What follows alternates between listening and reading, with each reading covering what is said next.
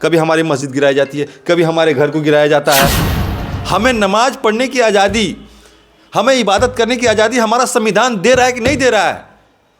ये देश संविधान से चल रहा है कि नहीं चल रहा है?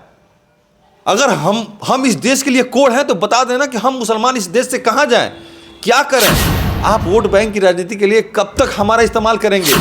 हमसे हमारी बाबरी मस्जिद छीन लिए, हमने वहाँ भी सब्र कर लिया कि चलो इसके बाद कुछ नहीं होगा।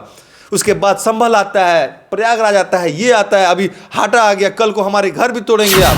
परसों स्टे खत्म होता है, कल के डेट में आधा दर्जन से अधिक जेसीबी बुलडोजर वहाँ पहुँचता है, धड़ाधड़ गिराना शुरू कर देता है। इस देश का मुसलमान एक तरफा मोहब्बत निभा रहा है यहाँ के लोगों के साथ। नमस्कार, आप देख रहे हैं भोजपुरिया माटी के लाल। मैं हूं दिलीप कुमार और अभी भोजपुरिया माटी के लाल का टीम मौजूद है कुशीनगर में। हाटा के मदनी मस्जिद जो कि देख रहे हैं कि आप कहीं ना कहीं बड़ी सोशल मीडिया में चर्चा है उसका, और उसको जोगी जी के बुलडोजर द्वारा, प्रशासन के द्वारा कहीं ना कहीं उसको तोड़ा जा रहा है। उसी पर इनका कहीं ना कहीं आरोप है। डॉक्टर इरफान अहमद जी का, जो कि प्रदेश सचिव हैं सपा के अल्पसंख्यक सभा के और प्रतिनिधि हैं, जिला पंचायत सदस्य भी हैं, इनसे आइए बातचीत करते हैं। और कहीं ना कहीं इनके अंदर आक्रोश है उस बात को लेकर के, मस्जिद वाले मैटर को लेकर के। सबसे पहले डॉक्टर साहब स्वागत है। बहुत शुक्रिया आपका, बहुत धन्यवाद। क्या कहेंगे मुस्लिम समुदाय के लोगों से, क्या मैं गुजारिश करेंगे उन लोगों से? सबसे पहले तो मैं अपने सभी मुस्लिम भाइयों से ये गुजारिश करूँगा कि आप लोग शांति बना के रखें और ज़िले के माहौल को ख़राब करने का प्रयास ना करें। प्रशासन चाह रही है कि आप रोड पे उतरें, अच्छा, ताकि वो आपके सीने में गोली दाग सके, जैसे कि संभल में दागा था। वो चाह रही है कि आप रोड पे उतरें ताकि आपके ऊपर देशद्रोह का मुकदमा चला सके। वो चाह रही है कि आप कोई ऐसी गलती करें कि जैसे इनका हिंदू वोट बैंक एकदम सुरक्षित रहे, और कोई मकसद नहीं है। आप ये बताइए, इस एक तरफा मोहब्बत निभा रहा है। आप अभी हाल का सुन लीजिए, प्रयागराज में जो कुंभ में इतना बड़ा हादसा हुआ, वहाँ पे भगदड़ मच गई, सैकड़ों लोग मारे गए। हमारे मुस्लिम भाइयों ने मस्जिद के दरवाजे खोल दिए और जितने भी श्रद्धालु गए थे, काफ़ी लोग मस्जिद में जाके सहारा लिए। हम कह रहे हैं कि हम एक तरफा मोहब्बत निभा रहे हैं, लेकिन एक तरफा मोहब्बत कब तक, कब तक? ये बताइए। संभल का मस्जिद आपने देखा जी। जब हम अपनी मस्जिदों को बचाने जा रहे हैं, हम कह रहे हैं कि रुक जाओ भाई, रुक जाओ, तोड़ो नहीं, कोई और हल निकल जाए इसका, मस्जिद बच जाए। लेकिन नहीं, उनको तो क्या है, कोई इधर से पत्थर चला दे, कोई उधर से पत्थर चला दे, इनको चाहिए एनएस से लगाओ, उनकी जेल में डाल दो। अरे वो भी किसी का बच्चा है, वो भी किसी का भाई है, वो भी किसी का बाप है। सोचना चाहिए, इंसानियत कहाँ रह गई है। ये सरकार, मौजूदा सरकार, सत्ता में बने रहने के लिए तमाम तरह के हथकंडे अपना रही है, जिसमें सबसे ख़राब हथकंडा ये है कि आप किसी के इबादत गाहों को ढा दीजिए और उनको दुख पहुंचाइए, जब आप ये जानते हैं कि अल्लाह और भगवान सब एक हैं। बिल्कुल। हम आपसे पूछना, आपका नाम? दिलीप कुमार। दिलीप कुमार। दिलीप कुमार, आप भगवान को मानते हैं? मानते हैं। हम अल्लाह को मानते हैं। आप ये जानते हैं ना कि सबका मालिक एक है, चाहे वो अल्लाह हो, भगवान हो, चाहे जो भी हो। उसका घर या मंदिर या मस्जिद, उसका घर गिराना ये पाप है? पाप है कि नहीं है? अगर हम ये कहते हैं कि हमने, चलिए कोई व्यक्ति किसी मंदिर को ये कह दे कि ये अवैध तरीके से बनी हुई है, इसकी जांच होनी चाहिए। अगर वो जांच में ये आ जाए कि नहीं, इस मंदिर का नक्शा पास नहीं है, तो क्या उसको ढा देंगे लोग? नहीं। अगर हम भी कह रहे हैं कि अगर नक्शा पास नहीं है तो उसको मत ढाइए, उसका कोई और इंतजाम करिए कि वो सुरक्षित हो जाए, क्योंकि वो आस्था जुड़ा हुआ है, वो भगवान का घर है, वो अल्लाह का घर है। ये ढाने का मतलब बस यही होता है और कुछ नहीं। जमीन कितना था लगभग, ओरिजिनलिटी क्या है थोड़ा बताइए? ओरिजिनलिटी नहीं, जमीन, ये मस्जिद काफ़ी पुरानी है, लगभग 25-30 साल पुरानी मस्जिद है। और जब से भाजपा सरकार आ रही है तब से ये उटपटांग चीज़ें चल रही हैं। ठीक है, ये 29 डिसमिल ज़मीन जो है इन्होंने रजिस्टर्ड लिया था, जिसमें 27 डिसमिल के आसपास में इन्होंने जो है वो बिल्डिंग बनाया। फिर ये कह रहे हैं कि नक्शा पास नहीं है। नक्शा पास हुआ था, चेयरमैन ने नक्शा पास किया था, बाद में उसको उसने रद्द कर दिया, हाई कोर्ट में स्टे लिया गया।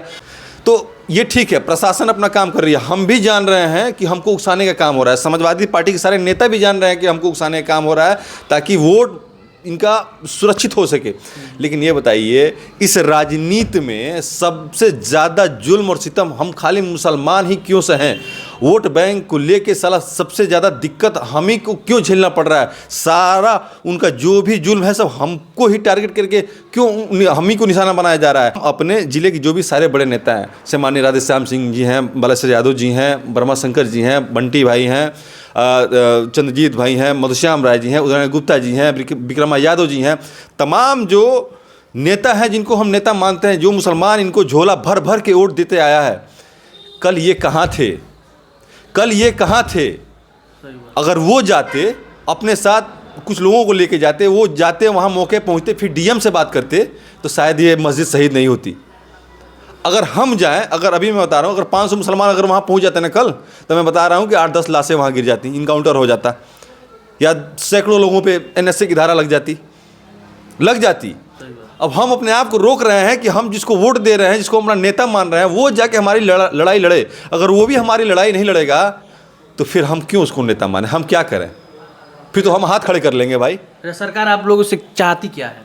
यही तो मैं पूछना चाह रहा हूँ। ये सरकार, आपने सवाल बड़ा अच्छा किया, सरकार हमसे चाहती क्या है? सरकार से मैं खुद पूछना चाह रहा हूँ, और इस देश के लोगों से भी मैं पूछना चाह रहा हूँ, जो ये इस देश के जो अमन पसंद लोग हैं, मैं इनसे भी पूछना चाह रहा हूँ कि ये लोग हमसे चाहते क्या हैं? हम आपके इस देश के नागरिक हैं कि नहीं हैं? इबादतगाहों को नहीं बचा सकते। हम जाएंगे तो हम गोली हमारे ऊपर चलाई जाएगी, हमारे ऊपर लाठी चलाई जाएगी। हम करें तो क्या करें? आप तमाम हिंदू भाइयों से, जो अमन पसंद हिंदू भाई हैं, मैं उनसे भी पूछना चाह रहा हूँ, आप लोग अपने आप को हमारे जगह पर रख के थोड़ा सोचिए कि हमारे ऊपर क्या बीत रही है। कल से जब से बुलडोजर चला है, कोई मुसलमान खुश नहीं है, दिल रो रहा है। अल्लाह का घर गिराया है, आपने डायरेक्ट अल्लाह से पंगा लिया है। आपको डर नहीं है भगवान अल्लाह से? आप उससे लड़ जाएंगे? आप इतने बड़े शक्तिशाली हैं, आप उससे लड़ जाएंगे? लड़ पाएंगे आप उससे? अमेरिका में अभी इतनी बड़ी घटना हुई, आगजनी हुई, अमेरिका ने सारी मस्जिदों को खोल दिया, लोगों से अपील किया दुआ करो, मुस्लिम वहाँ नमाज पढ़े, दुआ किए ना कहीं सबका आस्था जुड़ा हुआ है। अमेरिका अपने आप को सुपर पावर मानता है, लेकिन फिर भी कहा कि नहीं भाई आप लोग दुआ करिए। मुसलमानों ने दुआ किया।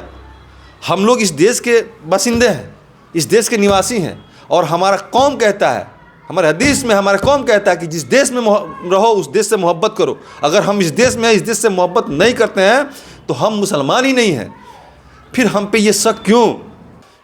हम क्या करें? हम इस सरकार से, इस देश के अमन पसंद लोगों से ये पूछना चाहते हैं आपके इस चैनल के माध्यम से, हम क्या करें?